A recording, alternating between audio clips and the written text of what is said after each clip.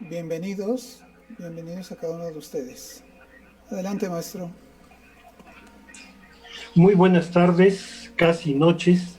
Bienvenidos a la sexta Feria Internacional del Libro Estado de México, FILEM.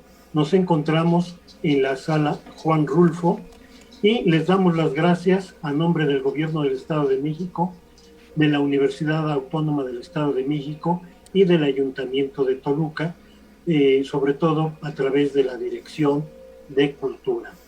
Vamos a tener un evento que es la presentación del libro titulado Crisis, sortéala y aprovecha sus oportunidades en tu pyme. Vamos a contar con las siguientes personalidades. Primero, Patricia Armendáriz Guerra, es doctora en Economía por la Universidad de Columbia. Como asesora del secretario de Hacienda, representó a la Secretaría en la negociación del Tratado de Libre Comercio de América del Norte, TLC-CAN, en el capítulo financiero.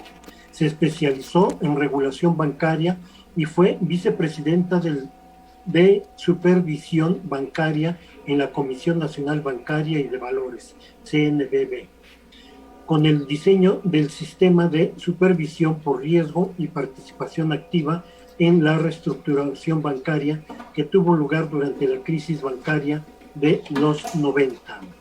Fue directora asociada en el Banco de Pagos Internacionales, organismo encargado de emitir reglas de supervisión y regulación de bancos internacionales a través del Comité de Basilea, del cual formó parte para evaluar el impacto de las reglas en bancos de países emergentes. En 2001, regresó a México como asesora del presidente del Consejo de Administración de Banorte.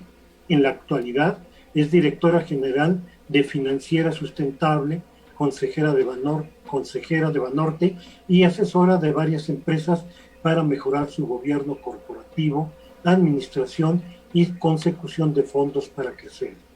Participa activamente en la serie de televisión Shark Tank, Tanque de Tiburones, programa en donde los emprendedores solicitan apoyo para sus proyectos, donde hablan sobre las fortalezas que tienen. Después contamos con la presencia también que va a conducir el programa de Paloma Cuevas R., nacida en Tuxtla Gutiérrez, Chiapas, 1982, vive desde hace 20 años en Metepec, Estado de México. Obtuvo una formación académica en filosofía por la UNAM y en enseñanza del inglés por la UAM. Docente, columnista, escritora, promotora y gestora cultural. Amante declarada de México, el buen café y la verdad sin anestesia. Colaboradora en Uniradio 99.7 FM, cadena radio, fundadora y directora del proyecto Ítaca, espacio de difusión de la cultura con énfasis en literatura. Colaboradora con columnas diversas en temas de cultura, política y erotismo en medios locales, nacionales e internacionales. Ha publicado los siguientes libros en colaboración. Nosotras también nos acordamos, UMX 2015 y Hacerle al Cuento, Amarillo Editores 2016, Mujeres que no callan, edición internacional con Turquesa Editores y la plaquette de poesía de Amputaciones Necesarias de la Comuna Girondo 2017. Es coordinadora a nivel mundial de Comunicación y Relaciones Públicas del World Festival of Poetry. También, por último, contamos con la presencia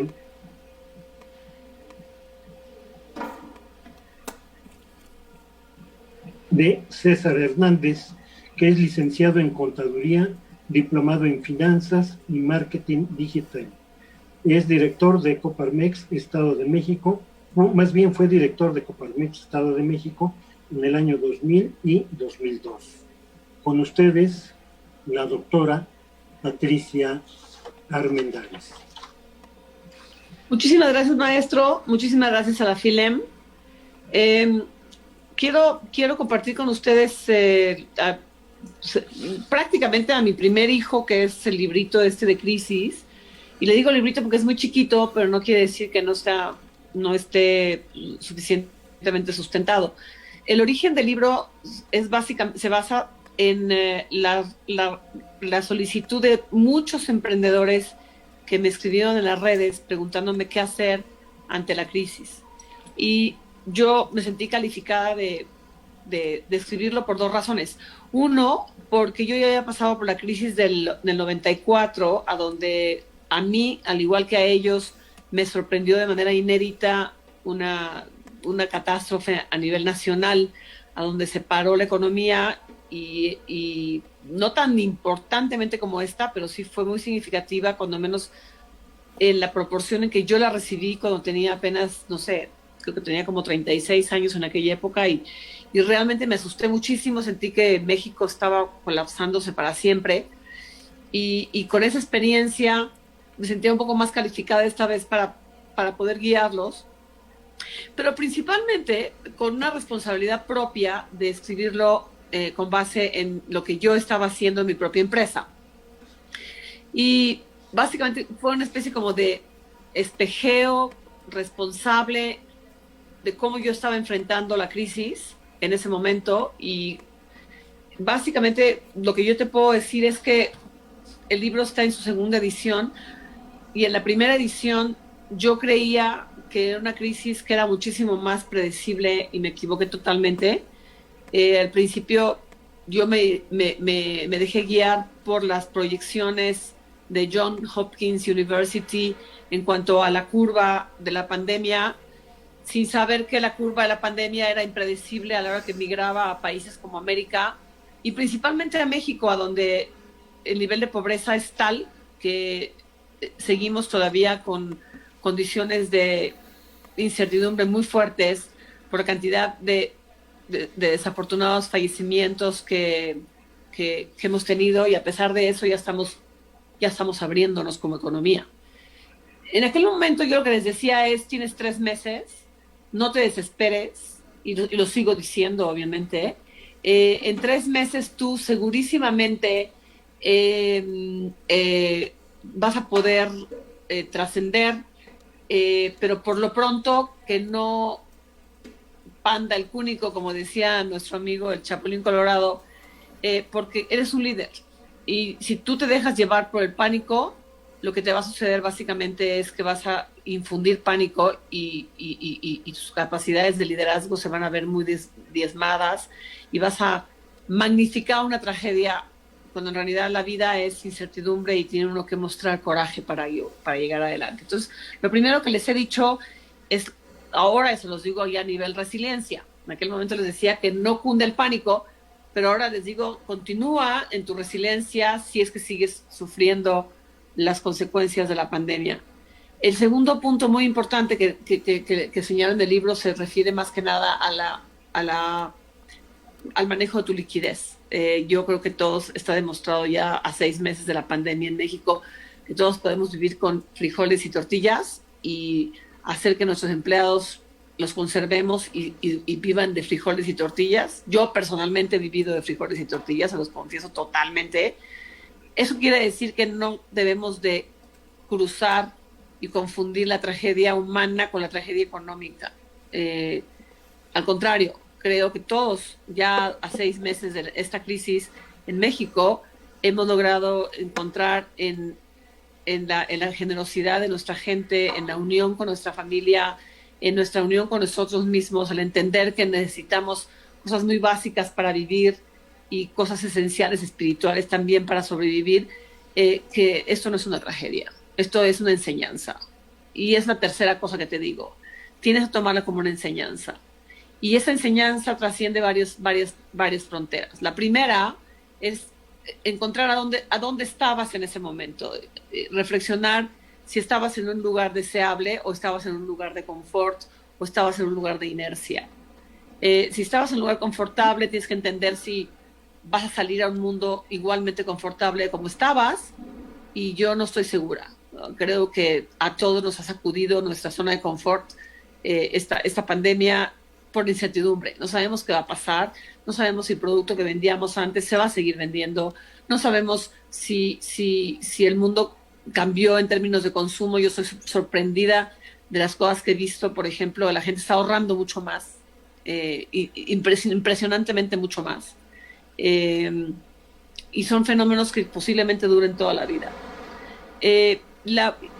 Si efectivamente estabas en tu zona de confort, pues tienes que ver si vas a seguir en tu zona de confort cuando salga esto ya a un nuevo mundo que todavía ni siquiera sabemos cuándo ni cómo. Si estabas en una zona donde de por sí ya estabas actuando por inercia, revisa tus inercias y aprovecha la oportunidad para reinventarte. Y te puedes reinventar con un catalejo muy importante llamado visión. Tienes que aprender a entender, y yo aprendí en el 94 que la gente que realmente sobrevivió a la crisis fue la gente que tenía más visión. Y por visión quiero decir aquella que encontró en la crisis oportunidades. ¿Qué va a pasar aquí? ¿Qué va a pasar aquí? Es posible que por aquí salga una luz y esta otra, y reinventarte y salir de tu zona totalmente, de tu caja de creencias, de lo que hacías antes. Y yo creo que dentro de esa visión, lo que yo encuentro son dos grandes tendencias en el mundo. Una, muy importante, se refiere a una reconformación de la globalización como la comprendemos. Creo que se va a reconformar una regionalización de Estados Unidos con Canadá y México como América del Norte, el gran América del Norte, y por lo tanto vamos a formar un mercado mucho más integrado. Si estás buscando oportunidades, búscalas en ese mercado integrado. Búscalas en la sustitución de importaciones de lo que importábamos antes de China para exportar a Estados Unidos y comienza a producirlo en México. Todo se puede. Los mexicanos somos muy poderosos y muy creativos y muy recursivos. Y el otro gran punto que creo es que la gente va a consumir menos artículos suntuarios. Yo creo que la gente se va a ir a cuestiones muchísimo más naturales, más comunes, más básicas, y por ahí también puedes encontrar un área de oportunidad. Y la otra es que no hay alma, creo, en el mundo que no haya sido tocada por el festejo del planeta ante la retracción de la catapulta humana. O sea, los delfines en Florencia volvieron a salir, los pájaros en los jardines volvieron a cantar, y eso nos está mandando a lo que muchos países le están llamando recuperación verde. Deja de carbonizar, deja de contaminar, aprovecha esto para saber que la Tierra va a durar muchísimo más si dejas el consumismo y si te vas verde. Entonces todos los productos verdes van a florecer, y creo que ahí puedes encontrar una gran área de oportunidad. En general, yo creo que es momento de reinventarte, y por supuesto que no es momento de lamentarte de nada. Si la vida es incertidumbre, ahorita es la gran incertidumbre de tu vida que tienes que remontar. Y eso es básicamente los tips que doy en el libro: oportunidades para crecer, oportunidades para reinventarte, oportunidades para salir muchísimo más fortalecido de la crisis. En la segunda edición, pues reconozco que me equivoqué, que iba a ser 3 meses, llevamos más de 6 meses y seguimos sonando, no sabemos. López-Gatell ha dicho que enero, febrero y marzo, imagínate, estamos todavía en septiembre, octubre, noviembre, diciembre, enero, febrero, o sea, dentro de 3 meses es posible que logremos encontrar el máximo de la crisis. O sea, imagínate, son otros 6 meses. O sea, habremos contemplado un año como país en crisis, y pues hay que seguir preparándose, pero lo que sí he notado es que ya ningún país se ha aguantado a pesar de los terribles fallecimientos de todos los días. México está experimentando todavía niveles de 300, 400, 500 fallecimientos diarios, y ya estamos en la calle. Todas las comunidades, aunque estemos en naranja, ya una comunidad roja, no sé cómo le pueden llamar comunidad naranja cuando en realidad tenemos todavía a nivel nacional entre 400 y 600 muertes diarias. O sea, para Hong Kong, para Corea, lo llamaban a la normalidad cuando estaban a nivel de 2 muertes diarias. Y nosotros ya salimos adelante. Eso quiere decir que tu avión ya empezó a volar, que eres un murciélago, que tienes que salir a volar, a encontrar oportunidades, a pesar de que está todavía oscuro. Y ahí, aún así, ahí el reto es muchísimo más importante. Pero lo importante de mi mensaje es, si realmente una de las grandes fuentes de satisfacción del ser humano es su realización y es vencer obstáculos, este es el momento para sentirte orgulloso de quién eres como ser humano y no lamentarte. Es el momento de crecerte inéditamente como nunca lo pensaste, porque nunca esperaste que ibas a vivir una oportunidad tan importante como la de ahora. Eso es básicamente el libro Crisis. Pues bien, yo creo que diste un vuelo y te aventaste el círculo completito de 360 grados de toda esta situación, ofreciendo un panorama que desde el principio, al leer el libro, me sorprende una cosa que me parece sumamente importante y que ahorita le vamos a dar paso a César Hernández con sus preguntas que están enfocadas justamente en la cuestión económica. Se puede ser sumamente optimista y tener una actitud muy positiva a pesar del panorama, y eso me fascina de este libro y justamente también del enfoque que tú le has dado en aquella otra plática que tuvimos oportunidad de sostener hace un par de semanas. Entonces, César, por favor, tus preguntas y ya nada más después de ti vamos con el cierre para que Pati pueda responder preguntas del auditorio. Gracias. Buenas tardes, maestra Pati. Un gusto, un placer platicar con usted. Voy a empezar por cómo yo vi, cómo sentí su libro. La verdad me gustó indudablemente. Yo creo que es una obra que todo empresario, microempresario, gran empresario, vale la pena retomarlo, vale la pena leerlo. La manera como lo maneja la parte del túnel, cómo va uno entrando en este proceso y cómo tiene la esperanza de cómo va a salir. Pero más allá de eso, yo lo veía, al momento de estarlo leyendo, hacía una alusión y me imaginaba ese libro, esas palabras que usted nos va compartiendo ahí, un Pepe Grillo que nos va dando una visión primero macroeconómica, cómo lo va aterrizando, y desde ahí usted empieza a cuestionar al empresario como tal, en dónde está parado, hacia dónde va, las posibilidades que hay, las opciones que tiene. Y de ahí una manera de hacer una introspección hacia el negocio, hacia la empresa, hacia cómo ha venido manejando, y con esa opción de un futuro, una oportunidad interesante, ¿no? De ahí es lo que parto. Interesante esa parte de su libro. Pero más, como empezó usted, hacía referencia a que se equivocó. Yo creo que más que equivocarse, todo el mundo no esperaba que una pandemia de este nivel durara tanto tiempo. O sea, uno pensaba que tal vez esto podía pasar un mes, 2 meses. No sé bien cuándo haya escrito su libro, pero usted ahí hace mención que si el lector lo está leyendo en mayo, tengan ese espacio de unos 2 o 3 meses para poder encauzarse y para poder salir. A estas alturas, todavía sin saber la pandemia, cuánto va a durar, con los datos que usted retoma de López-Gatell, usted como especialista en finanzas, ¿cómo está viendo, cómo se está preparando para poder salir de esto? Es decir, la recuperación, ¿cómo la ve y cómo se está preparando y cómo nosotros, los microempresarios, pudiéramos darle seguimiento a cómo lo ven ustedes? Pues mira, Precioso, la verdad es que yo no siento que nadie pueda tener ahorita las agallas de decir que la recuperación va a tener esto o el otro, una u otra manera de salir adelante. Obviamente ya se ven síntomas, ya tenemos 3 meses de recuperación del índice de actividad empresarial, 3 meses importantes, donde vemos que ya se ha ido a la vuelta, pero igual y se queda ahí, quién sabe cuánto tiempo, igual y se desvía, igual se estanca, igual y se acelera. Aunque te puedo decir que a nivel global, yo siento que son indicadores que nos pueden decir para dónde van el mercado global, pero a nivel individual somos empresarios individuales que somos los arquitectos de nuestro propio destino. O sea, te sorprendería ver la cantidad de microempresarios que están encontrando oportunidades de crecimiento insospechadas. Yo lo que los invito es a pensar individualmente. ¿Cuál es tu pasión? ¿Para qué eres bueno? ¿A dónde puedes encontrar un mercado ahorita? Porque ya el mundo ya despegó económicamente. Y no te fijes en que si la recuperación va a ser en B, en W, en U, en L. Dependes de ti mismo. O sea, no dependes de si la recuperación va a ser de una u otra manera. Es lo que yo te podría recomendar.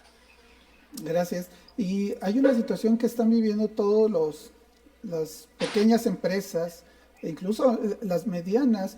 En su libro menciona que es importante ver hacia los demás la responsabilidad social que tiene el empresario, y de modo especial la cuestión de la nómina.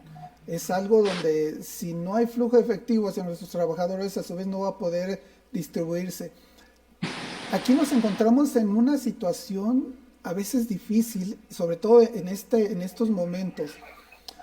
A la falta de ingreso hay que apoyar indudablemente a nuestros trabajadores, nuestros colaboradores con quienes estamos desarrollando esto, quienes son parte importante.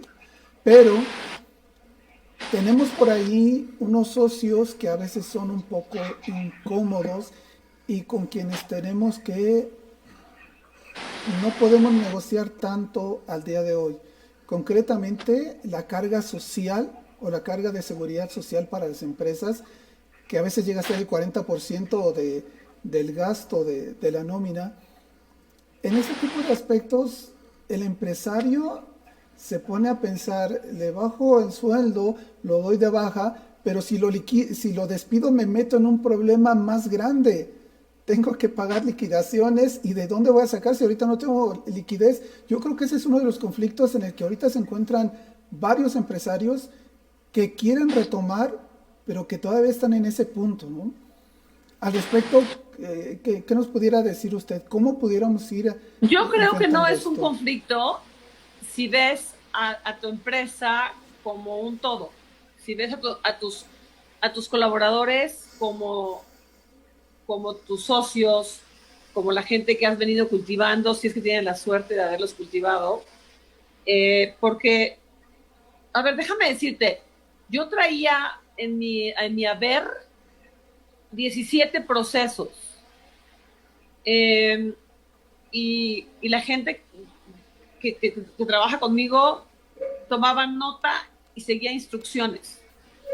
En esta crisis, como ya tengo suficiente tiempo con ellos, afortunadamente mi rotación de nómina es bajita y les he invertido mucho, punto número 1, jamás se me pasó por acá despedirlos. Jamás. Es más, ha habido un par de ocasiones en las cuales, si estuviéramos bien, tendría que decirles bye. Y no los corro no por el hecho de que me va a costar la liquidación. No los corro porque no es humano ahorita dejar a alguien sin trabajo. En algo puede aportar tu valor, y más si sabe que ya no te es útil y que vas a seguir buscando la utilidad dentro de la empresa. Esos 17 procesos lo que hice fue desplegarlos y dejar el liderazgo en cada uno de mis colaboradores y decirles, ¿tú qué harías? Y cada uno me está presentando planes de trabajo en cada tema. Lo estoy volviendo pues, mi socio para que el barco lo rememos juntos y vayamos aportando. Yo he encontrado muchísimo trabajo en ello. Si desafortunadamente yo me viera en las circunstancias de decirles, oye, no te puedo pagar ni un centavo, así, ni un centavo, lo que yo les propondría sería adquirir una deuda con ellos, que les pagaría cuando yo pudiera pagarles, incluso con intereses si es necesario, y que mientras tanto pues, se mantengan ellos. Te digo que nadie se muere de frijoles y tortillas, pero es como estar en la misma juntos. De ninguna manera yo pensaría ni por acá, a no ser que verdaderamente mi empresa ya no sea viable, pero para nada. Aunque no lo fuera viable, fíjate lo que te voy a decir, la reinvención mía como empresario, quiero contar con la gente que estuvo conmigo. Imagínate que yo cerrara ahorita Financiera Sustentable porque ya no es. pero estoy segura que tendría que abrir otra empresa. A ver, te voy a decir de la experiencia que tengo. Una empresa que se dedicara a manufacturar importaciones chinas para exportaciones a Estados Unidos. Les diría a mis gentes, vamos a hacer esto, vamos a cerrar vamos a hacer esto y vamos para adelante, y ahorita no les puedo pagar, pidan prestado, vayan a vivir a casa de sus papás, etcétera, etcétera, pero les ofrezco un pedacito de la empresa que estamos creando. Y como he creado liderazgo y como he creado mística, estoy segura de que el 99% de la gente me seguiría. No se me ocurre pensar en que Chin, liquidarlos, Chin, la seguridad social, no se me ocurre, ¿eh? Bueno, al menos esa soy yo. Sí. Y otra parte importante que usted comenta también en su libro, y que ahí sería interesante ver cómo también plantea la cuestión del apoyo gubernamental, en cuestión de cómo se está manejando, pero indudablemente la parte empresarial a veces, no conocen los números, no saben cómo generar los números, hablando de pequeños empresarios incluso, no saben cómo generar números, no saben realmente cuánto les está costando esta pieza que están produciendo, que están vendiendo, que están...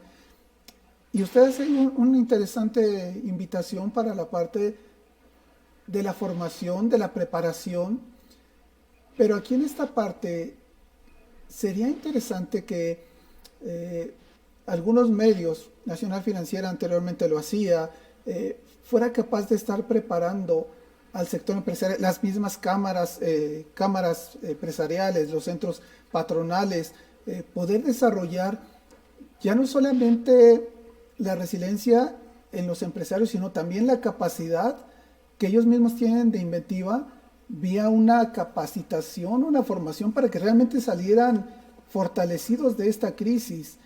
Creo que en esa parte hay todavía mucho por hacer, que se puede hacer y que sería interesante que cámaras, organismos empresariales, vamos a quedarnos del sector empresarial, no pidamos ahorita al gobierno, vamos al sector empresarial, poder ayudar a todos los agremiados para poder salir, como usted lo dice en uno de sus comentarios, nuevos negocios fuertes y especializados. ¿Y qué es lo que le hace falta al sector empresarial de México?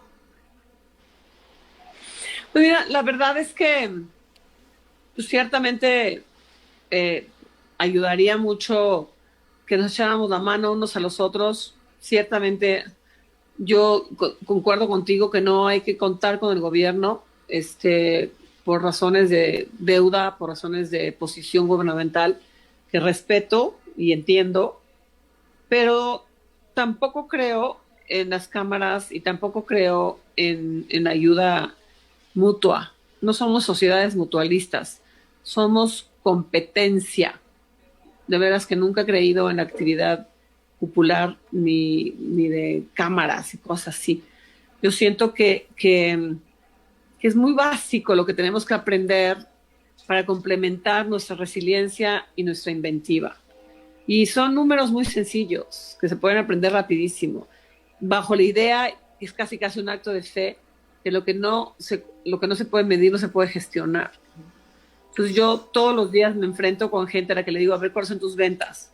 Tu costo de ventas, tus costos de administración y de utilidad. Son 4 ítems, ¿no? Y a eso decirles el 25% de tus utilidades deben de representar más o menos, para que seas exitoso, el 25% en chiquito de tus ventas. Y si no las tienes, ¿cómo le vas a hacer para reducir costos? ¿Cómo le vas a hacer para aumentar volumen, dados gastos fijos? Son cosas muy esenciales. El problema de nuestros emprendedores es que no le tienen confianza a los números, no creen que son necesarios, y por eso se dan golpes tan fuertes y por eso se llevan sorpresas tan desagradables. Sí, por eso llegan a Shark Tank evaluándola 10 veces más su empresa, ¿no? Sí.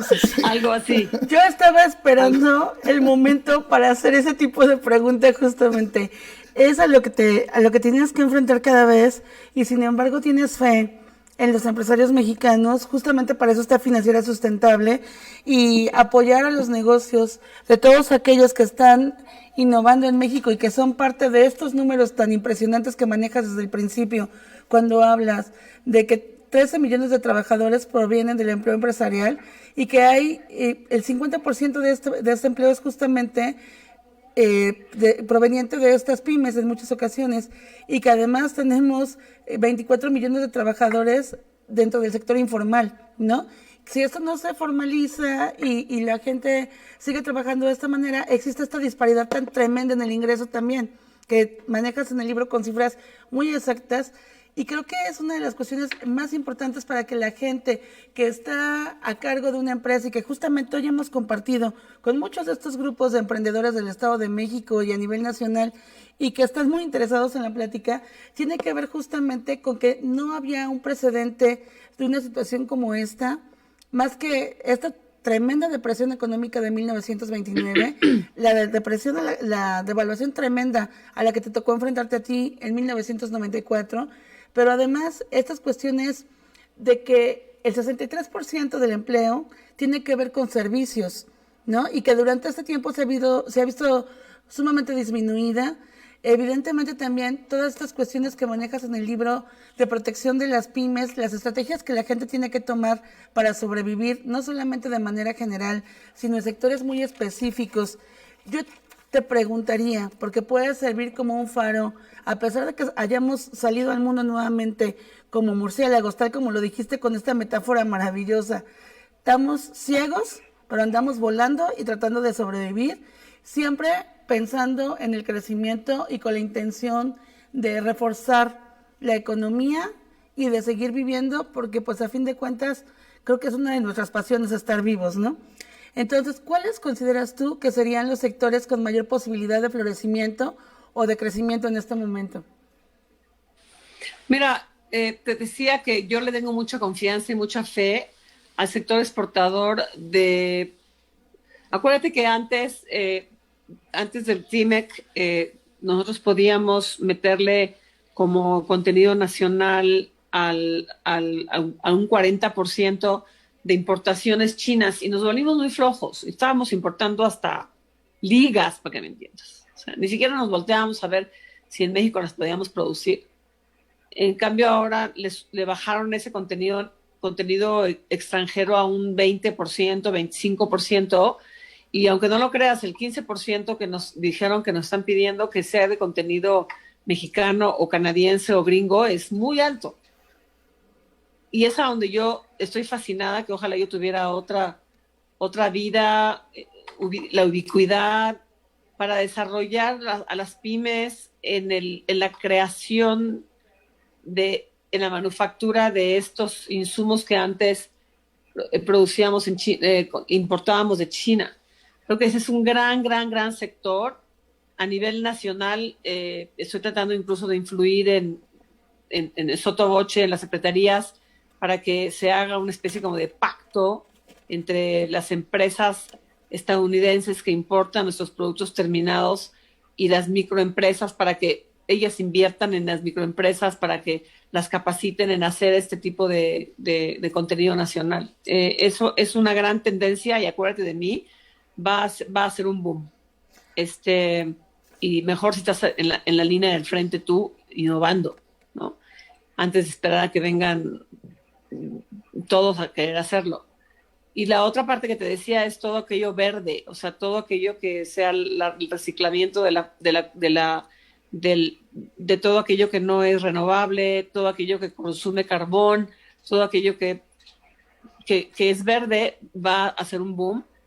Con lo mismo de consumo más sofisticado, de col rizada sin calcio, stevia pura en contra de la diabetes, productos de salud, productos que ayudan a la comunidad. Y lo que yo creo es que finalmente la gran tendencia va a ser que para que la productividad del trabajo iguale los salarios y los ingresos, en un mundo que va a producir menos, estoy segura de que todo aquello que era demasiado suntuario Ayer me subí a mi carro, por ejemplo, y dije, ¿para qué fregados necesito una llave que no la puedo meter?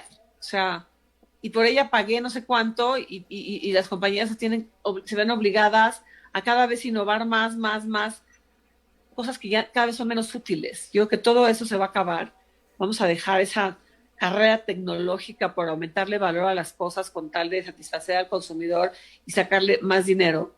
Y vamos a tener más tiempo libre los trabajadores, porque si vamos a consumir menos, se va a necesitar menos empleo, y para necesitar menos empleo, pues vamos a trabajar menos. Entonces yo anticipo un gran boom en todo lo cultural, en todo lo de esparcimiento, en todo lo del desarrollo con mi familia y por supuesto todo lo de home office y de comunicación digital.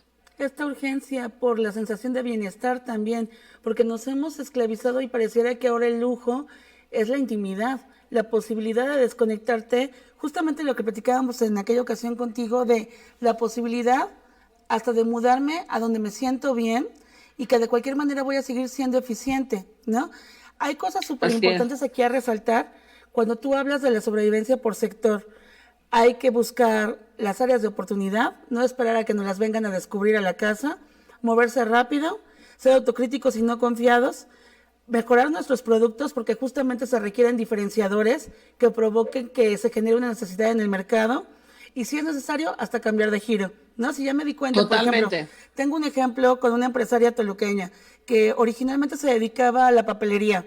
Ahorita que fueron los regresos a clase, no le compró absolutamente a nadie listas de útiles porque los niños están tomando clases en la casa y están reutilizando libretas viejitas. Bueno, pues se puso a vender cubrebocas, le está yendo genial y esa es una forma de hacer todos los pasos que tú dijiste. Áreas de oportunidad, oportunidades digitales porque está vendiendo en red, moverse de volada para que no le ganara a nadie, ser autocrítica y saber que no hay otra forma de hacerlo, mejorar un producto, cambiar de giro y seguir viviendo. Ahora yo te diría, tienes una frase que me encanta y que quiero que le expliques porque me suena a área de oportunidad. Más allá de las creencias religiosas, teológicas y todo lo que tenga que ver y hasta filosóficas con la gente, hay una frase que dice, Dios siempre patea para arriba. ¿A qué nos referimos? La veía yo venir. Lo sabías.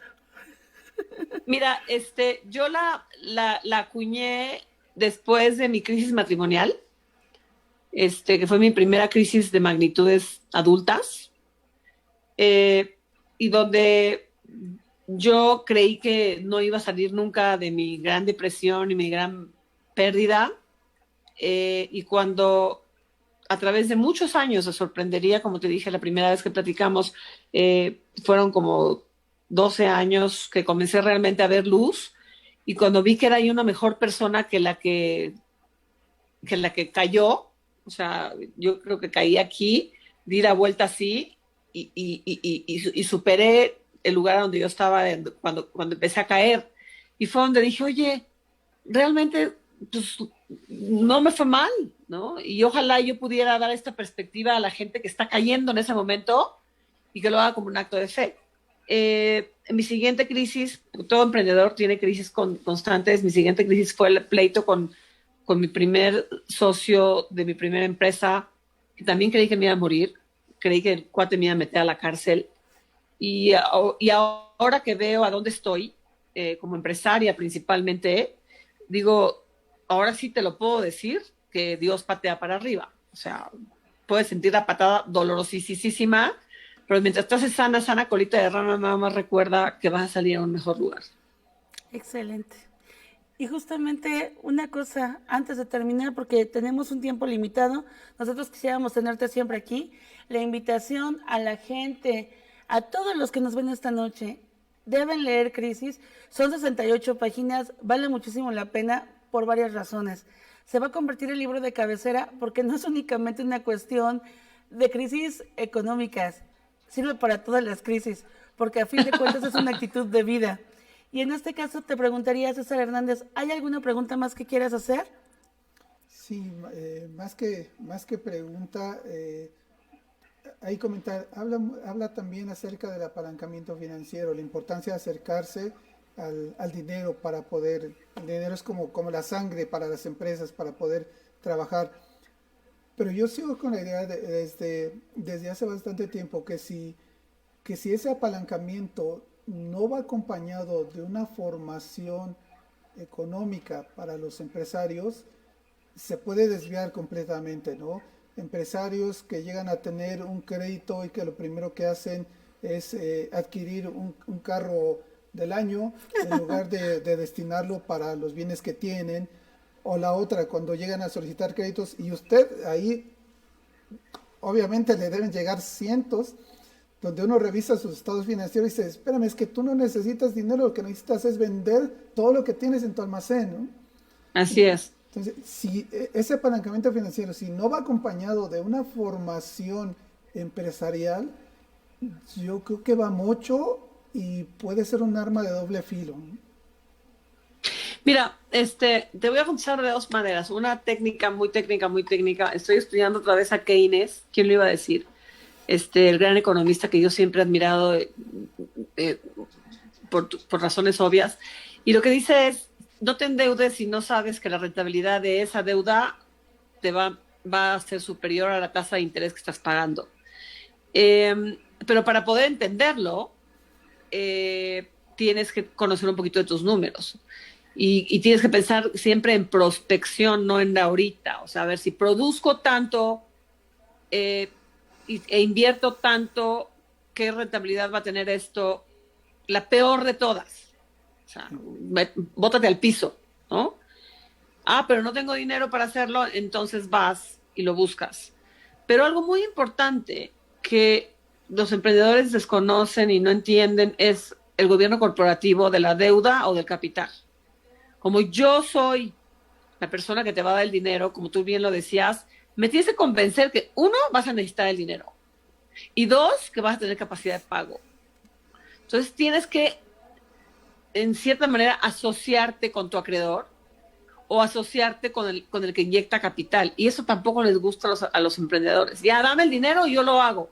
Espérame tantito. O sea, yo me he enfrentado de una manera anecdótica con mucha gente de Shark Tank que viene y me dice, quedamos en que me ibas a dar 500,000 pesos por el 10% de mi empresa. Demuéstrame que los necesitas, justo lo que me estás diciendo tú. Y te dicen, mira, es que quiero comprar una máquina. A ver, ¿para qué la quieres? A ver, enséñame tu plan de negocios a donde tu máquina que quieres comprar esté incluida en ese plan de negocios.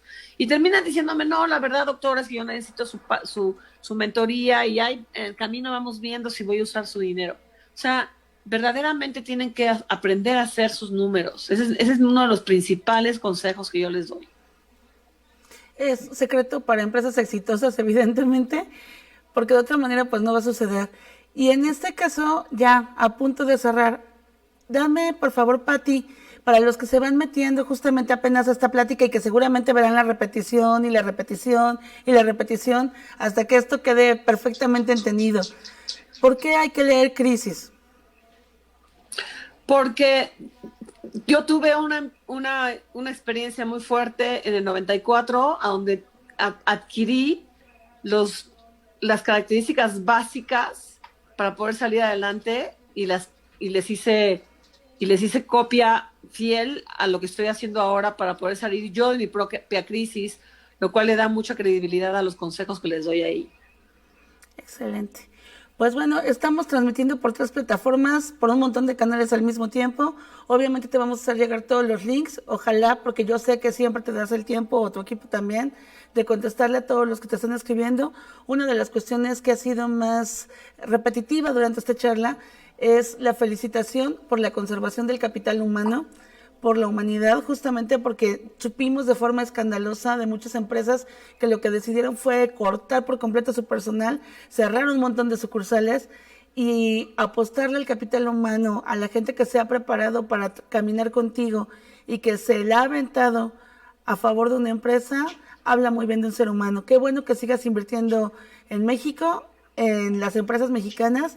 Obviamente también te queremos mencionar justamente al clúster ITMX, que justamente son orgullosamente chiapanecos también, es Tito Figueroa. Pues, ¿qué podemos hacer?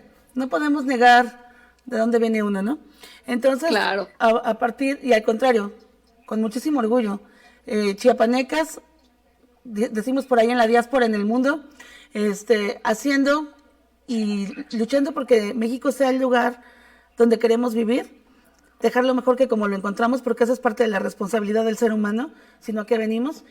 Y para cerrar esta tarde y agradecer el tiempo que nos has dedicado, únicamente presumirte al Clúster ITMX que lo que están haciendo es innovar desde la tecnología con chavos mexicanos de las universidades mexicanas, justamente con la intención de empezar a exportar y dejar de estar importando todos los insumos y generarlos desde aquí. Agradecer, Buenísimo. por supuesto, a César Hernández, que cuando supo que venías de inmediato dijo, ¿me puedo sumar a esta plática?